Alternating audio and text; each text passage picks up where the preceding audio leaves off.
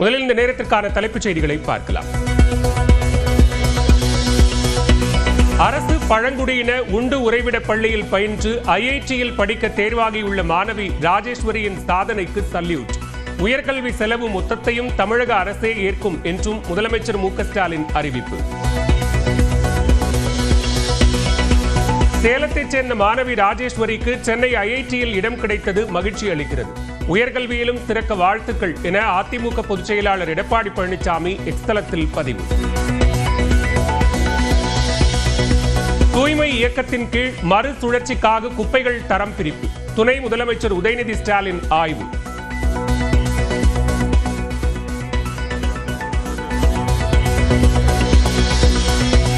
RCB வெற்றி கொண்டாட்டத்துக்கு எடுக்கப்பட்ட பாதுகாப்பு மற்றும் முன்னெச்சரிக்கை நடவடிக்கை என்னென்ன? நெரிசலில் சிக்கி 11 பேர் இறந்த வழக்கில் பதிலளிக்க கர்நாடக அரசு ஆர்சிபி அணி மற்றும் பிசிசிஐக்கு கர்நாடக உயர்நீதிமன்றம் நோட்டீஸ். பெங்களூருவில் கூட்ட நெரிசலில் சிக்கி உயிரிழந்த உடுமலைப்பேட்டையைச் சேர்ந்த தேவியின் உடல் சொந்த ஊர் வந்தது. உடலை பார்த்து உறவினர்கள் கண்ணீர் மல்க அஞ்சலி.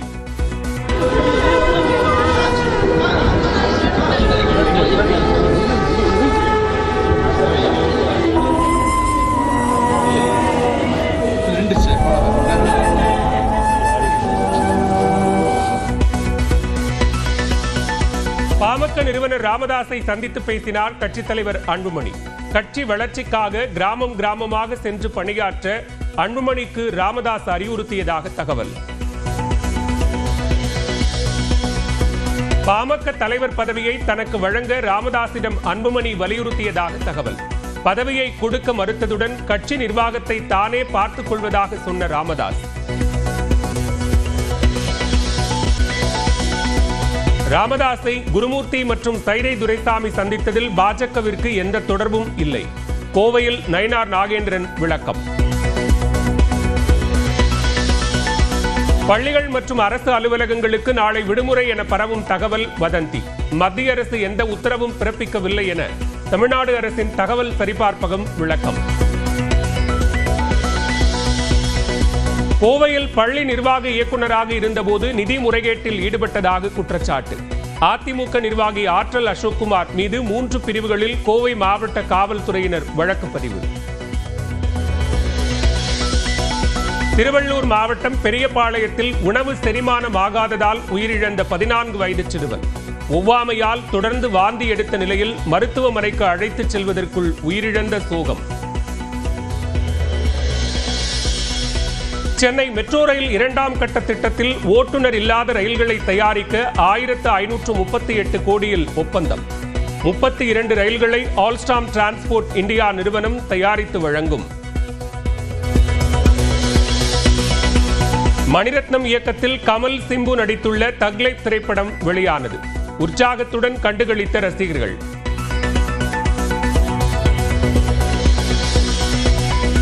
பாடகி கெனிஷாவுடன் குன்றக்குடி முருகன் கோவிலில் சாமி கும்பிட்ட நடிகர் ரவிமோகன். ரவிமோகன் ஸ்டுடியோஸ் என்ற பெயரில் புதிய நிறுவனத்தை தொடங்கியதாகவும் அறிவிப்பு. லைகா நிறுவனத்திற்கு வழங்க வேண்டிய 21 கோடியே 29 லட்சம் ரூபாயை 30% வட்டியுடன் வழங்க வேண்டும். வழக்கு செலவு தொகையையும் வழங்க நடிகர் விஷால் தரப்புக்கு சென்னை உயர்நீதிமன்றம் உத்தரவு.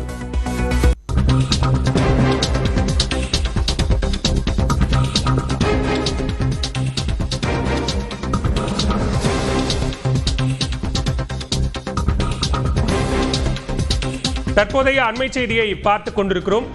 திருவள்ளூரில் சடலங்கள் மாறிய விவகாரத்தில் பீகார் கொண்டு செல்லப்பட்ட விவசாயி ராஜேந்திரனின் உடல் தற்போது கொண்டுவரப்பட்டு உறவினர்களிடம் ஒப்படைக்கப்பட்டிருக்கிறது. கூடுதல் விவரங்களோடு இணைகிறார் செய்தியாளர் பார்த்தசாரதி. பார்த்தசாரதி, விவரங்கள்.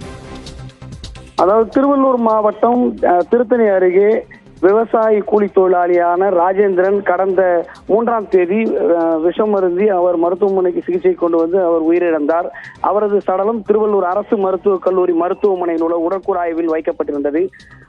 அதே 2ஆம் தேதி அன்று இறந்த வடமாநிலம் பீகாரை சேர்ந்த மனோஜ் மஞ்சு என்ற இளைஞரின் சடலமும் விபத்தில் இறந்த நிலையில் அவர் சடலம் அங்கு உடற்குழாய்வில் வைக்கப்பட்டிருந்தது. இந்த 2 சடலங்களையும் உடற்குழாய்வு செய்து அனுப்ப வேண்டிய வேலையை செய்யக்கூடிய அங்கிருந்த உடற்குழாய்வு அறையில் இருக்கக்கூடிய நபர்கள் மாறுதலாக ராஜேந்திரன் சடலத்தை பீகாருக்கு அனுப்பிவிட்டனர். இது குறித்து நேற்று ராஜேந்திரனின் உறவினர்கள் வந்து சடலத்தை கேட்டு முற்றுகையிட்டு வாக்குவாதத்தில் ஈடுபட்டனர். அங்கு வந்த காவல்துறையினர் அவர்களை சமரசம் செய்து சடலத்தை பீகாரிலிருந்து கொண்டு வருவதற்கான நடவடிக்கை எடுப்பதாக உறுதியளித்ததை தொடர்ந்து போராட்டத்தை கைவிட்டனர். பீகாரிலிருந்து 1500 கிலோமீட்டர் சென்று மீண்டும் 1500 கிலோமீட்டர் திரும்பி வந்த சடலம் தற்போது உடற்குழாய் வரையில் வைக்கப்பட்டுள்ளது. சடலத்தை வாங்க மறுத்த நிலையிலும் தற்போது அவர்களிடம் காவல்துறையினர் சமரசம் பேசி மீண்டும் ஒரு முறை உடற்குழாய்வு செய்து ஒப்படைக்க உள்ளனர். அதற்கான பணிகள் நடைபெற்றது. இதற்கு அடுத்தபடியாக மஞ்சு மோகன் அந்த வடமாநிலத்தவரின் சடலமானது உடற்குழாய்வு செய்யப்பட உள்ளது. பாலவேல் சக்கரவர்த்தி. விவரங்களுக்கு நன்றி பார்த்தசாரதி.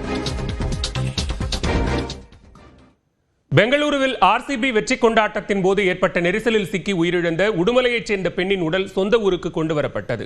பெங்களூரு சின்னசாமி மைதானத்தில் நேற்று நடைபெற்ற ஆர்சிபி வெற்றி கொண்டாட்டத்தின் போது ஏற்பட்ட கூட்ட நெரிசலில் சிக்கி 11 பேர் உயிரிழந்தனர். இதில் திருப்பூர் மாவட்டம் உடுமலையைச் சேர்ந்த 28 வயதான காமாட்சி தேவி என்பவரும் உயிரிழந்தார்.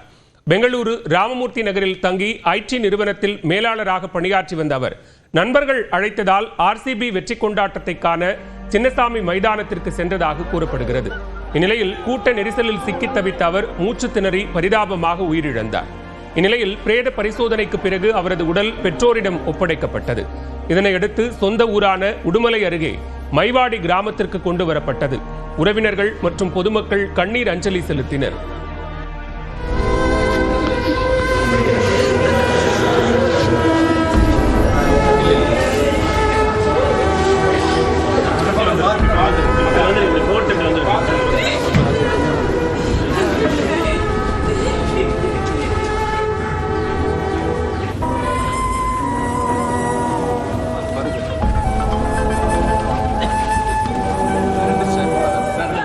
உயிரிழந்த காமாட்சி தேவி வீட்டிற்கு ஒரே மகள் என்பதும் பெற்றோரின் நிலை இனி என்ன என தெரியவில்லை என்றும் கவலையுடன் கிராம மக்கள் தெரிவித்தனர். விழா கொண்டாடத்தினால நிறுவனங்கள் போகாமல் விடுமுறை கொடுத்தனால எல்லா நண்பர்களோட வற்புறுத்ததுனால இந்த பொண்ணு போயிருக்காங்க. அந்த மாதிரி பொண்ணே கிடையாது. அமைதியான பொண்ணு, ஆன்மீகத்தில் ரொம்ப அதிக ஆர்வமுறைக்கூடிய பொண்ணு. அதனால் அந்த பொண்ணு எப்படியோ வற்புறுத்தி கூட்டிகிட்டு போனதுனால இவ்வளோ கூட்டம் சமாளிக்க முடியாமல் அந்த பொண்ணு, சின்ன பொண்ணு, கூட்ட நெரிசலில் இறந்துட்டாங்க. குடும்பத்தில் வந்து அந்த பொண்ணு தான் ஒரே புதல்வி. இந்த 3 பேரும் அந்த பொண்ணு வந்து அவ்வளவு செல்லமாக வளர்த்திருக்காங்க. பெங்களூருவில் ஆர்சிபி அணியின் வெற்றி கொண்டாட்டம் சோக நிகழ்வாக மாறியதற்கான முக்கியமான காரணங்கள் என்ன என்பதை வரைகலை மூலம் பார்க்கலாம். ஐபிஎல் இறுதிப் போட்டியில ஆர்சிபி அணியினுடைய வெற்றி கொண்டாட்டம் பெங்களூருவில் ஒரு சோக சம்பவமாக மாறி இருக்கிறது. கூட்ட நெரிசலுக்கும் அதனால் ஏற்பட்ட உயிரிழப்புகளுக்குமான பிரதான காரணங்கள் என்ன அப்படிங்கறத விரிவா பார்க்கலாம். குறிப்பா பெங்களூரு சின்னசாமி மைதானத்தினுடைய சீட் கெபாசிட்டி அப்படிங்கிறது 35,000 தான். 35,000 பேர் அமரக்கூடிய அந்த மைதானத்தில் கிட்டத்தட்ட 2 லட்சம் பேர் அங்கு கூடியதால் கூட்ட நெரிசல் மிக அதிகமானதாக கூறப்படுகிறது. அதுக்கு அடுத்ததாக இலவச அனுமதி, இந்த மைதானத்திற்குள் செல்வதற்கு டிக்கெட் அல்லது கட்டணம் எதுவும் வசூலிக்கப்படவில்லை. அதன் காரணமாக ஏராளமானோர் ஒரே நேரத்தில் சின்னசாமி மைதானத்துக்குள்ள செல்ல முண்டியடித்ததாலும் இந்த கூட்டம் என்பது மிக அதிகமாக காணப்பட்டது. அதே நேரத்தில் விதான் சௌதாவில் தொடங்கி சின்னசாமி மைதானம் வரைக்கும் மிகப்பெரிய ஒரு பேரணியும் நடைபெற்றது. அந்த பேரணியினுடைய தொடர்ச்சியாக இலவச அனுமதி அப்படிங்கிறதன் காரணமாக எல்லா ரசிகர்களும் சின்னசாமி மைதானத்திற்குள்ள பல்வேறு வாயில்கள் வழியாக உள்ள நுழைய முயற்சி பண்ணாங்க. அதுக்கடுத்த காரணங்கள் நம்ம பார்த்தோம்னா முறையான திட்டமிடல் இல்லை. ஆர்சிபி அணி பெங்களூருக்கு வராங்க, அங்க ரசிகர்களை சந்திக்க போறாங்க அப்படிங்கிறது ஒரு திடீர் திட்டம் தான். ஏற்கனவே எந்த ப்ரீ பிளான்டும் இல்லாம அங்கு ரசிகர்கள் அழைத்து வரப்பட்டதன் காரணமாக மிகப்பெரிய ஒரு குளறுபடி ஏற்பட்டதாகவும் சொல்லப்படுகிறது. அதே நேரத்தில் ஒரு முறையான தகவல் பரிமாற்றமும் இல்லை அப்படின்னு சொல்லப்படுது.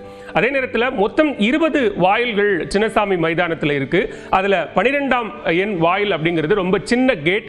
அந்த கேட் வழியா ஒரே நேரத்தில் ரசிகர்கள் உள்ளே புகுந்த முயற்சி செய்ததும் கூட இந்த கூட்ட நெரிசலுக்கான ஒரு முக்கியமான காரணமா சொல்லப்படுது. அதே நேரத்தில் ரசிகர்களை வரிசையாக ஒவ்வொரு கேட் வழியா அனுப்புறதுக்கான எந்த ஒரு ஏற்பாடும் பண்ணல. ஒரு கூட்டமா வராங்க, அந்த கூட்டம் எந்தெந்த கேட் ஓபன் ஆயிருக்கோ அந்த கேட் வழியாகவெல்லாம் அவங்க மைதானத்துக்குள்ள போக முயற்சி பண்ணதும் கூட இந்த கூட்ட நெரிசலுக்கான ஒரு முக்கியமான விஷயமா பார்க்கப்படுகிறது. அதே நேரத்தில் பேரிகார்ட்ஸ், ஒரு சில தடுப்புகள் மட்டும்தான் போடப்பட்டிருந்தது. அதாவது விதான் சௌதா டு சின்னசாமி மைதானம் பார்த்தோம்னா ரோட் வழியாகத்தான் வீரர்கள் பேரணியா நடந்து வந்தாங்க.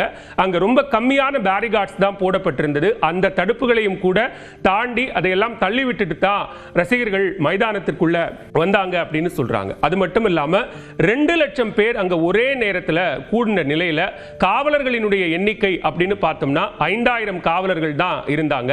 அந்த 5000 காவலர்களால ஒரே நேரத்தில் அப்படி ஒரு மாஸ் கிரவுடை கண்ட்ரோல் பண்ண முடியாம போச்சு. அதுவும் இந்த கூட்ட நெரிசலுக்கு மிக முக்கியமான காரணமா சொல்லப்படுது.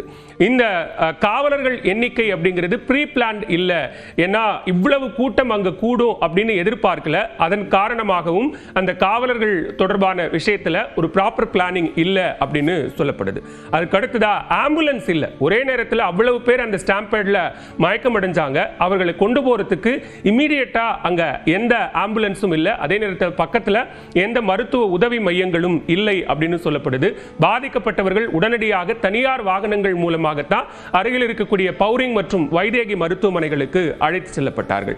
அதுக்கு அடுத்த காரணமா நம்ம பார்க்கும்போது அவ்வளவு பெரிய கிரவுடு கூடுச்சு, அந்த கூட்டத்தை சேனலைஸ் பண்ணல. மிக குறிப்பா சிறுவர்கள், பெண்கள், முதியவர்கள்னு ஒரு தனித்தனியான வரிசை போட்டு அந்த வரிசை வழியாக அவர்களை அனுமதிக்கல அப்படிங்கிறதும் கூட ஒரு முக்கியமான காரணமாக இருக்கிறது. எனவே மிக பெரிய அளவில் திட்டமிடாத ஒரு சூழலில் எதிர்பாராத ஒரு கூட்டம் அங்கு சின்னசாமி மைதானத்தில் கூடியதால் மிகப்பெரிய ஒரு சோகத்தை பெங்களூரு சந்தித்திருக்கிறது.